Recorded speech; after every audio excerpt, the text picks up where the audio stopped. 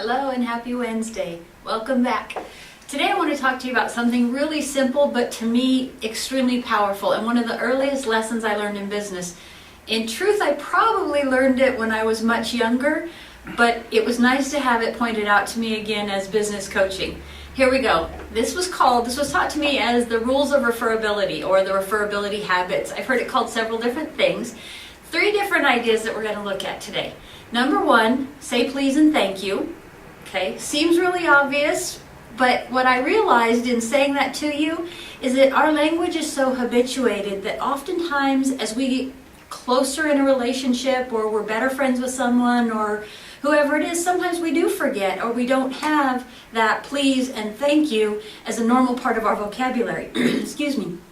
And so it's really important, because our language is habituated, check it out.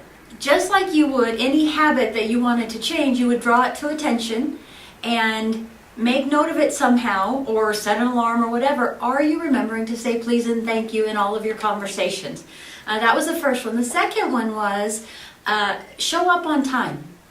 If you make appointments with your clients, if you make appointments with your family, if you set something for yourself to do, be on time. Our brain craves predictability, and whether we know it or not, everyone in our life, in our circle of influence, in our friends, in our clients, everybody, they all know whether we have a tendency to be on time, a few minutes early, a few minutes late. How do we schedule our appointments? How do we work through things?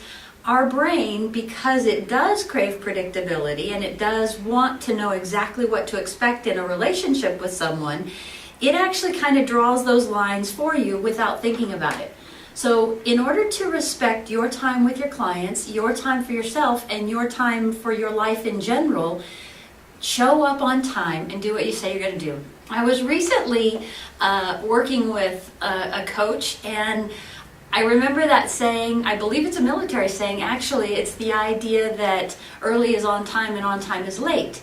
And I was going over that with her to say, you know, you're always there right on time, but then that means you have to go to the bathroom or get tea or get coffee or get your paperwork ready to go for your meetings, etc.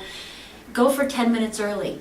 That's what I said. Just go ahead and set your alarm and plan to be places. If the meeting's at 8, be there at 7:50. If the meeting is at 10, be there at 9:50. Give yourself that time to mentally be prepared and in the space to bring the best energy for whatever the situation is that you're about to encounter. And then the last one is do what you say you're going to do. As entrepreneurs, as business people, as coaches, we so much want to help people that oftentimes it's very difficult for us to say no. So people ask for our time, they ask for our help, they ask for information, they ask for advice. And we want to help all of them. It's in us because we want everyone to be better and we want to help. And so oftentimes we struggle to say no when sometimes we should say no. Sometimes the best thing we could do for our clients and our families and friends is say, no, I actually don't have time for that today, but I do have time tomorrow. So if you make an appointment, keep the appointment and do the things. Think about, how do I say this? Before you say yes to something, make sure you can actually do what you say you're going to do. Whether it's make an appointment, whether it's prepare something for someone to coach them, whether it's help someone with meal planning, whether it's training, it doesn't matter what it is, do what you say you're going to do. Those are the 3 ideas that were shared with me early on in business. And like I said, very early on in childhood. I was taught them as referability habits. In all honesty, those are basic life habits that make all of your relationships, all of your coaching, all of your interactions just more positive across the board.